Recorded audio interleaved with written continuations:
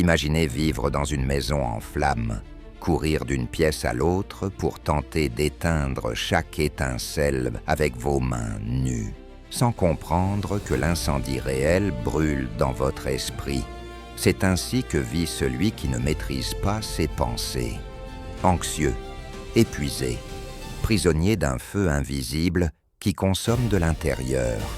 Et le pire, c'est que beaucoup ont fini par s'habituer aux flammes. Ils ne cherchent plus à s'enfuir. Ils ont simplement appris à brûler en silence. Quand la douleur devient routinière, vous commencez à croire qu'elle est normale. Tu penses que cette pression dans la poitrine fait partie de la vie, que rester constamment en alerte est une obligation, que tu ne peux rien y faire. Tu finis par croire que tu es condamné à survivre ainsi. Mais ce n'est pas vivre, c'est survivre. C'est porter ton esprit comme un poids qui t'écrase. Et c'est précisément pour cela que le stoïcisme existe, pour que tu cesses de te traîner et que tu te mettes enfin à marcher droit. Le stoïcisme, ce n'est pas répéter des phrases motivantes, c'est reprogrammer ta manière de regarder le monde. C'est comprendre que la véritable bataille n'est pas à l'extérieur, mais en toi. Marc Aurèle n'écrivait pas à l'abri du danger, il écrivait depuis le champ de bataille. Épictète n'enseignait pas la liberté depuis une tour d'ivoire, mais depuis ses cicatrices. Sénèque ne disait pas que tout allait bien. Il disait que tu dois être prêt pour le moment où tout ira mal. Ici, tu n'entendras pas de mots doux. Ici, tu vas te confronter à toi-même. Pas parce que tu es faible, mais parce que tu es distrait. Tu as passé trop de temps à consacrer ton énergie à ce que tu ne peux pas contrôler. Tu as fait de l'anxiété une habitude, du stress ton langage, de la souffrance ton mécanisme de défense. Mais tout cela peut être brisé, pas avec de la magie, mais avec une discipline, la philosophie appliquée. Le stoïcisme est un entraînement mental. C'est voir la réalité telle qu'elle est, pas telle que tu voudrais qu'elle soit. C'est apprendre à penser avant de réagir, à respirer avant de t'effondrer, à agir avec mesure, même lorsque tout autour semble s'écrouler. La véritable force ne hurle pas, elle tient debout, silencieuse et stable. Et cela, oui, cela s'entraîne. Reste jusqu'à la fin, si tu veux arrêter de souffrir pour ce que tu ne contrôles pas. Reste si tu es prêt à affronter tes peurs, tes pensées et tes blessures. Parce que ce que tu vas lire n'est pas conçu pour te déranger, mais pour te libérer.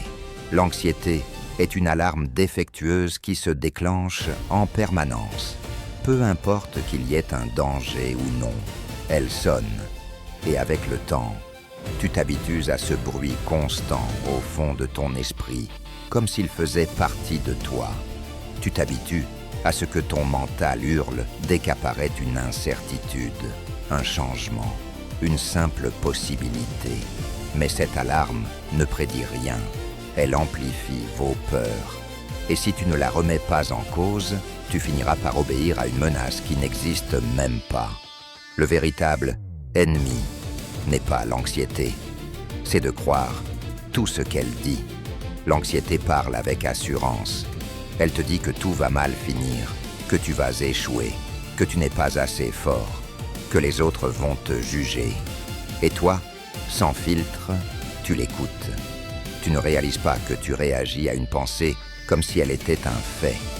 Voilà le piège. L'esprit imagine, le corps réagit.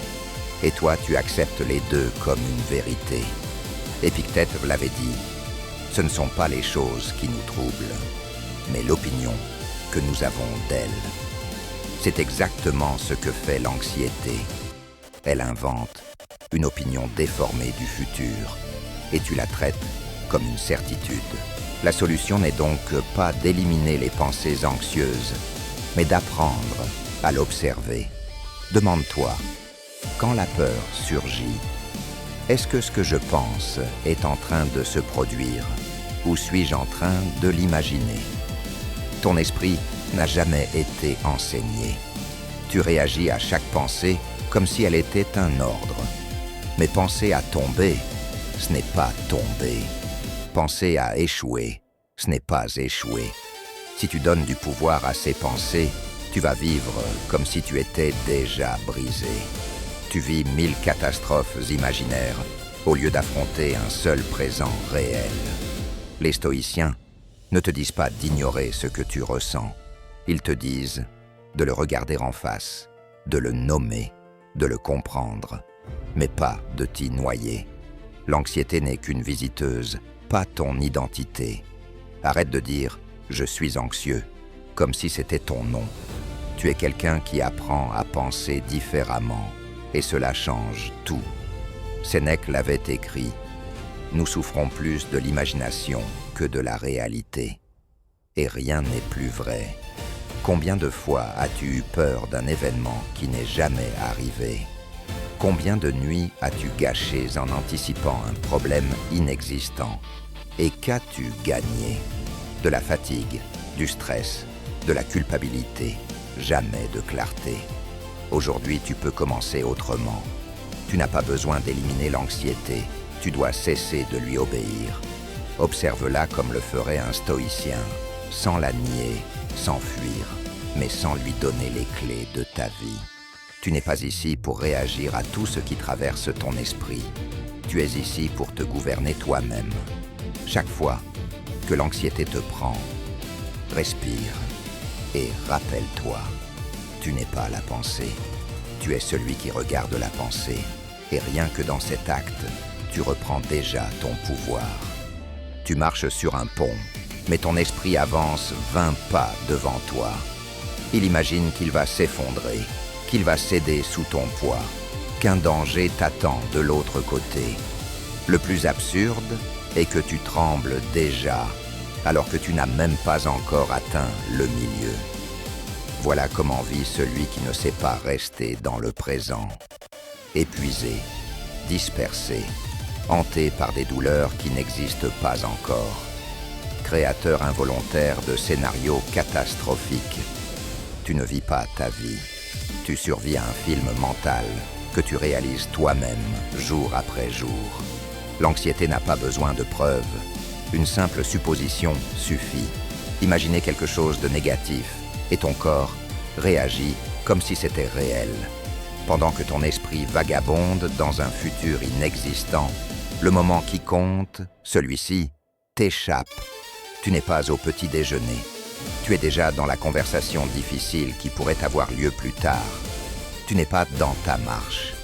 Tu es pris dans un débat imaginaire qui ne se produira peut-être jamais. Ce n'est pas vivre, c'est être absent. Les stoïciens le savaient. C'est pour cela qu'ils insistaient tant sur l'instant présent. Marc Aurèle affirmait que tu dois concentrer ton esprit sur ce que tu as réellement entre les mains. Car quand tu es totalement présent, la peur perd de son espace. L'inquiétude a besoin d'une projection dans le futur. La souffrance a besoin d'une histoire. Le présent, lui, ne raconte rien. Il est brut, simple, réel. Et quand tu coupes la narration que ton esprit invente, la chaîne qui te lie se brise. Revenir au présent n'est pas une jolie phrase. C'est une discipline. Ce n'est pas respirer une fois profondément, en espérant que tout s'arrange. C'est une pratique continue, un acte de rébellion contre vos pensées automatiques. Le présent est le seul endroit où tu as du pouvoir. Tu ne peux pas corriger ici. Tu ne peux pas vivre demain. Tu ne peux agir qu'ici, maintenant. Si tu vis ce moment avec clarté, intention et tempérance, tout ce qui te semblait menaçant commencer à perdre son poids. Épictète enseignait que ce n'est pas ce qui t'arrive qui compte, mais la façon dont tu l'interprètes. Et pour bien interpréter, tu dois être ici, pas là-bas, pas dans le futur hypothétique, pas dans la fiction mentale, pas dans la peur. Plus tu passes de temps projeté dans ce qui n'existe pas encore, plus tu deviens faible, dispersé, nerveux. Le présent, au contraire, te recentre. Il te nettoie. Il te rend ton pouvoir. Un esprit incapable de rester dans l'instant est comme un muscle atrophié. Il part dans tous les sens, saute d'une pensée à l'autre, se laisse entraîner par n'importe quelle impulsion. Mais comme n'importe quel muscle, il peut être renforcé. Tu peux t'entraîner à revenir ici. Tu peux commencer par te demander plusieurs fois par jour. Où suis-je maintenant? À quoi suis-je en train de penser? Est-ce réel ou est-ce que je me le raconte? Chaque réponse honnête te ramène. Chaque retour est un sauvetage. Chaque instant de présence est une victoire silencieuse. Personne n'atteint la paix en vivant dans le futur. La paix naît dans ce que tu fais avec ce que tu as aujourd'hui, pas dans la façon dont tu espères résoudre demain. L'avenir n'est pas ton ennemi, mais il est mieux affronté quand tu es fermement ancré dans le présent. Le présent ne te demande pas la perfection, il te demande la présence. Et quand tu lui donnes cela, même si le monde autour tremble, ton esprit commence à trouver le silence. Ce silence est le premier pas vers ta libération. Le besoin de tout contrôler est une prison déguisée en refuge. Il te fait croire que si tout se déroule comme prévu, tu seras en sécurité, que si les gens agissent comme tu l'espères, si la vie suit exactement ton scénario, alors la douleur disparaîtra. Mais cette illusion s'effondre au premier imprévu. La vie n'obéit pas à tes ordres. Et tant que tu t'accroches à l'idée que tout doit se passer à ta volonté, tu souffriras, non pas à cause des événements, mais à cause de ton attachement. Essayer de tout contrôler, ce n'est pas de la force, c'est de la peur. C'est vouloir tout prévoir, tout planifier, tout anticiper. C'est l'insécurité qui se déguise en exigence. Et plus tu t'obstines à vouloir dominer l'incontrôlable, plus tu t'affaiblis. Car sans t'en rendre compte, tu déclares au monde que ta paix dépend de ce que tout soit parfait. Et dès que quelque chose dévie, tu t'effondres. Épictète l'avait exprimé avec clarté. Il y a des choses qui dépendent de toi, et d'autres non. La sagesse commence quand tu distingues les deux. Tu ne peux pas contrôler le temps, ni les décisions des autres, ni le hasard, ni les imprévus.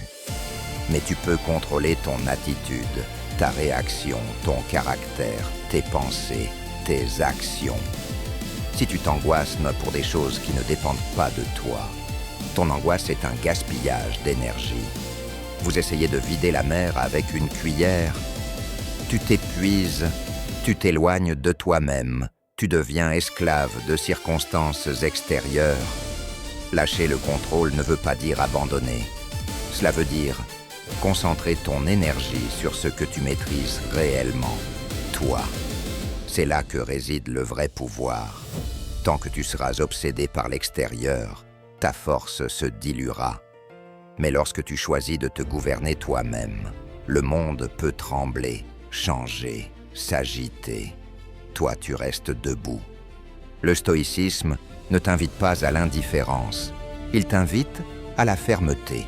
Tu n'es pas chargé de porter le monde sur tes épaules. Tu es simplement responsable de toi-même. Demande-toi, avec honnêteté brutale, est-ce que cela dépend de moi? Si la réponse est non, cessez d'y investir ta tranquillité.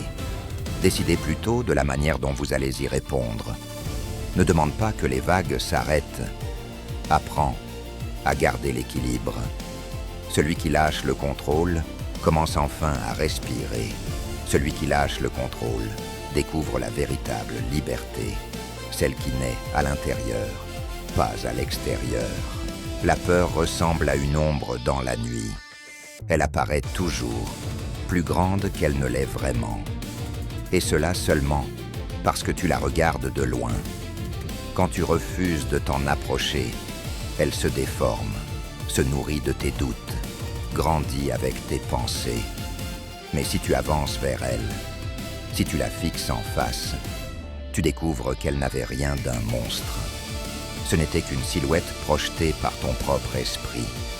La peur domine celui qui l'évite. Elle transforme l'évitement en habitude, la fuite en automatisme. Chaque fois que tu recules, tu lui donnes du pouvoir. Tu lui apprends que dès qu'elle frappe, tu t'effaces. Et alors, tu ne vis plus, tu survis. Le problème n'est pas d'avoir peur. Le problème, c'est de croire que la peur signifie que tu n'es pas prêt. Cette croyance te paralyse. Elle t'empêche de saisir les opportunités, d'avoir les conversations nécessaires, de prendre les décisions importantes. Le stoïcisme ne promet pas une vie sans peur. Il t'apprend à l'utiliser. Épictète disait « Ne souhaite pas que les choses arrivent comme tu le veux, mais qu'elles arrivent comme elles arrivent. » Et si la peur apparaît, ce n'est pas pour te stopper, mais pour t'indiquer quelque chose. La peur révèle ce qui compte, ce qui touche ton ego, ce qui dépasse ta zone de confort, ce qui exige que tu grandisses. La peur est une carte. Elle ne t'indique pas ce que tu dois fuir, mais où se trouve ton prochain pas. Là où tu trembles, il y a un passage. Là où tu hésites, il y a un enseignement. La peur ressemble à une ombre dans la nuit. Elle apparaît toujours, plus grande qu'elle ne l'est vraiment. Et cela seulement parce que tu la regardes de loin. Quand tu refuses de t'en approcher, elle se déforme, se nourrit de tes doutes, grandit avec tes pensées. Mais si tu avances vers elle, si tu la fixes en face, tu découvres qu'elle n'avait rien d'un monstre. Ce n'était qu'une silhouette projetée par ton propre esprit.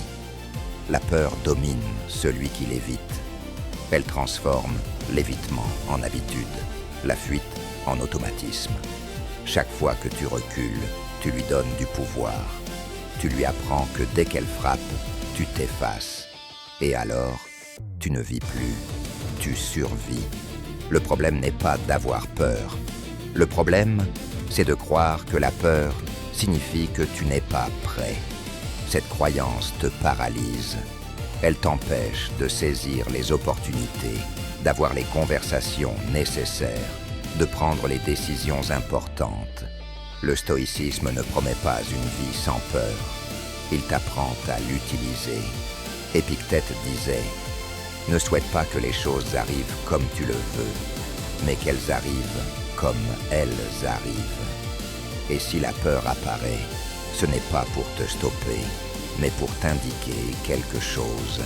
La peur révèle ce qui compte, ce qui touche ton ego, ce qui dépasse ta zone de confort, ce qui exige que tu grandisses.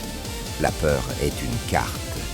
Elle ne t'indique pas ce que tu dois fuir, mais où se trouve ton prochain pas. Là où tu trembles, il y a un passage. Là où tu hésites, il y a un enseignement. Marc Aurèle affrontait la guerre, les trahisons, l'incertitude permanente.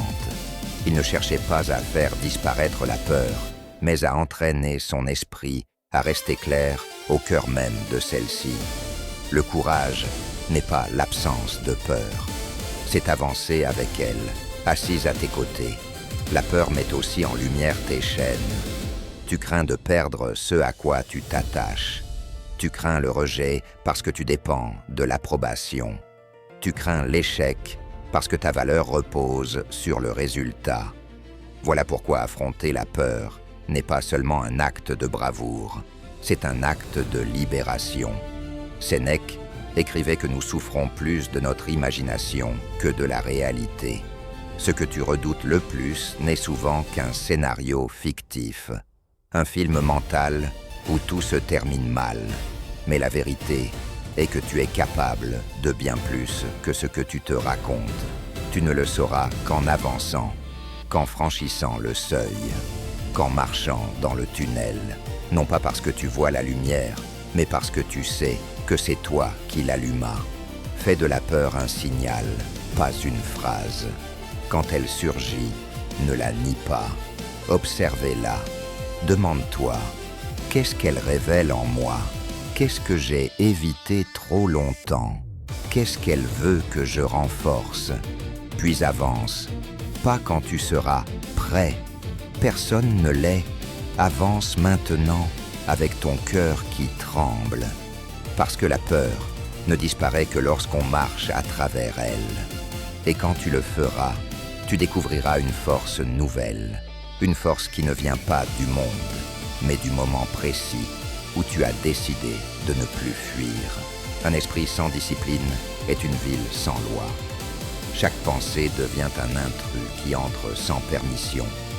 Chaque émotion devient une faute qui lance ce qu'elle veut. Et toi, au milieu de ce chaos, tu réagis sans réfléchir.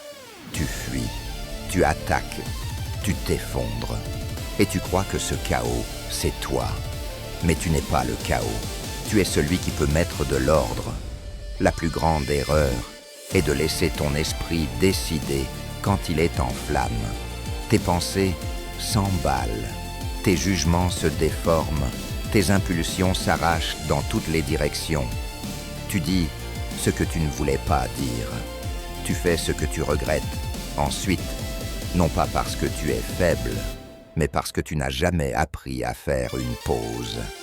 Personne ne t'a enseigné que tout ce que tu penses n'est pas vrai, que tout ce que vous ressentez ne mérite pas une réaction immédiate. Marc Aurèle disait que la tranquillité vient lorsque ton esprit s'aligne avec la raison, et non avec l'émotion passagère, pas avec la peur, pas avec l'impulsion, mais avec un jugement calme. Ce calme s'entraîne.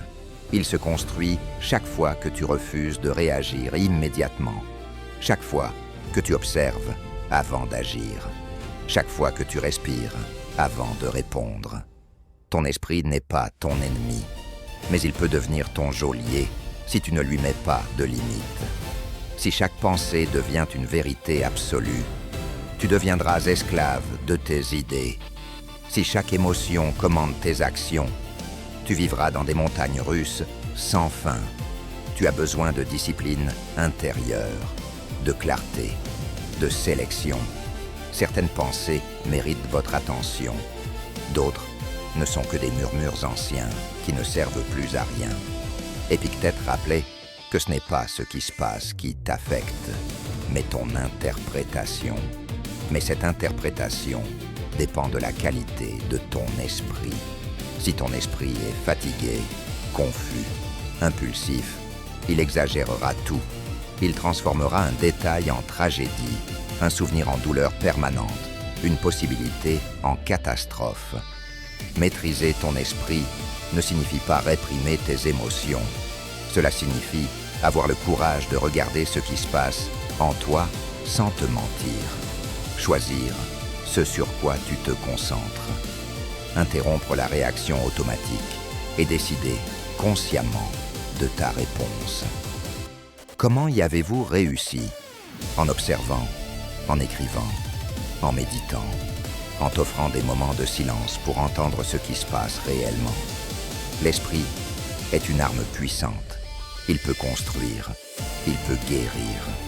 Mais s'il n'est pas dirigé, il détruira et il commencera par toi. Tu dois devenir le leader de ton monde intérieur. Pas pour éliminer le chaos, mais pour apprendre à y avancer sans te perdre. Quand ton esprit commence à obéir à ta clarté plutôt qu'à tes impulsions, tout change. Ce qui te renversait te renforçait. Ce qui te dominait s'incline.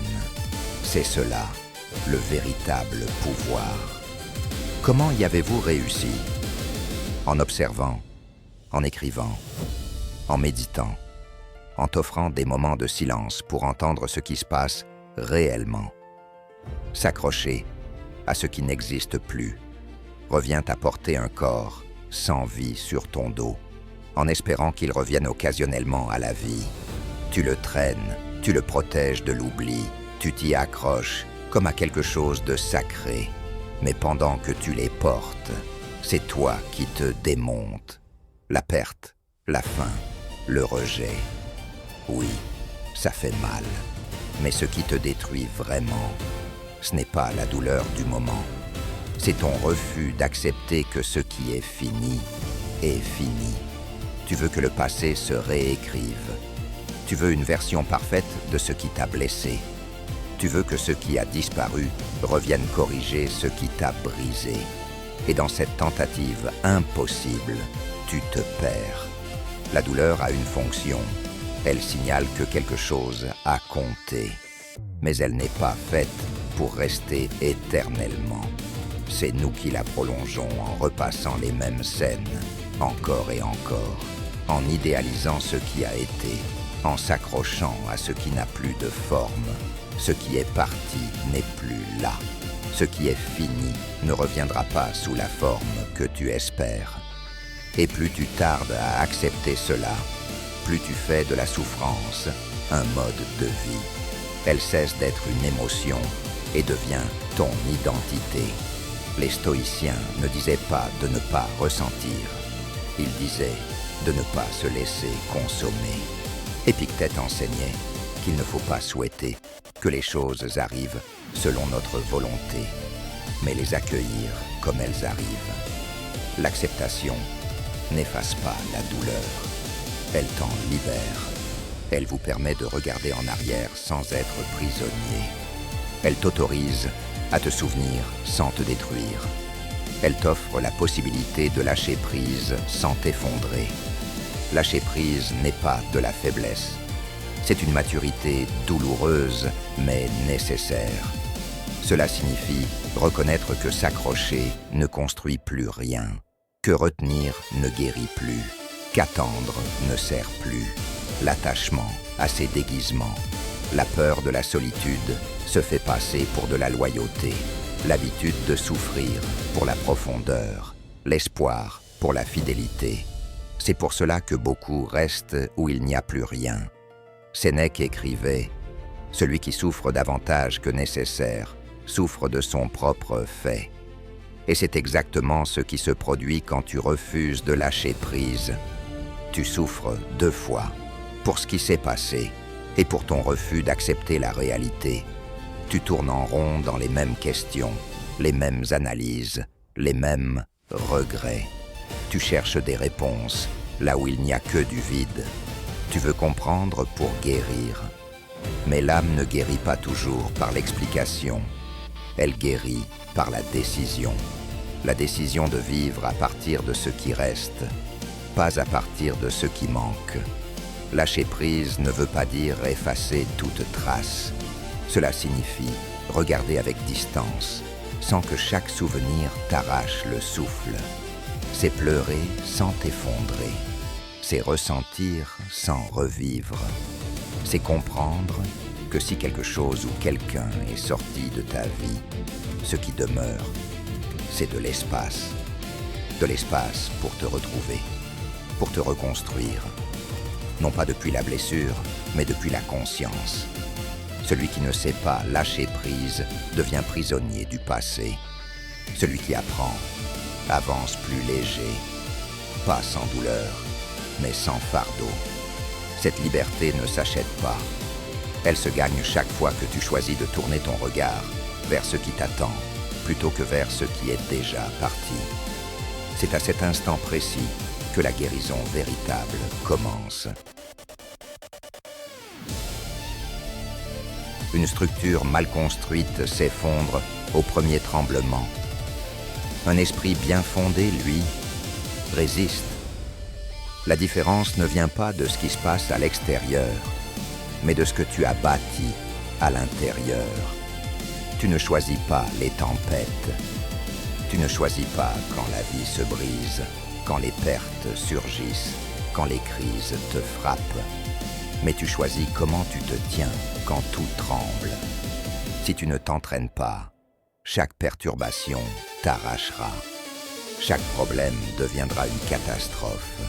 Chaque mot te bénira. Chaque imprévu vous déstabilisera. Tu ne peux pas vivre ainsi, toujours sur le point d'exploser, de t'effondrer ou de réagir trop vite. Le calme n'est pas l'absence de chaos, c'est la décision de ne pas laisser le chaos t'entrer. Tu peux être au milieu d'une tempête et respirer clairement. Tu peux entendre des crises, des mauvaises nouvelles, des déceptions, et rester ancré dans ta dignité, dans ta présence. Mais cela ne s'improvise pas, cela s'entraîne comme un muscle invisible que tu construis jour après jour. Marc Aurèle disait que la tranquillité naît de la décision de ne pas laisser l'âme être perturbée par ce qui échappe à ton contrôle. Le problème n'est pas la tempête, c'est la manière dont tu la reçois. Si tu attends que la vie soit parfaitement en ordre pour te sentir bien, tu ne seras jamais en paix. Si ta dépend de la stabilité des circonstances, tu seras esclave du monde, des gens, des humeurs extérieures.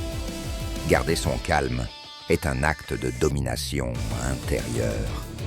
Ce n'est pas ignorer, ce n'est pas voir ce qui se passe, ce n'est pas décider comment tu vas répondre, pas sous l'impulsion, pas sous la peur, mais sous la compréhension. Tu ne peux pas empêcher les tempêtes, mais tu peux empêcher qu'elles te brisent. La plupart réagissent, ils crient, fuient, accusent, explosent. Mais toi, tu peux être différent. Tu peux être cette présence silencieuse au milieu du chaos. Pas pour les autres, pour toi. Car si tu ne peux pas te soutenir toi-même, personne ne pourra le faire à ta place. S'entraîner au calme, c'est un choix quotidien. C'est s'arrêter avant de parler. C'est respirer avant d'agir. C'est réfléchir avant de juger. C'est ne pas laisser une émotion temporaire détruire une relation ou ta stabilité. Tu n'es pas fait pour être une feuille au vent. Tu es fait pour être une racine.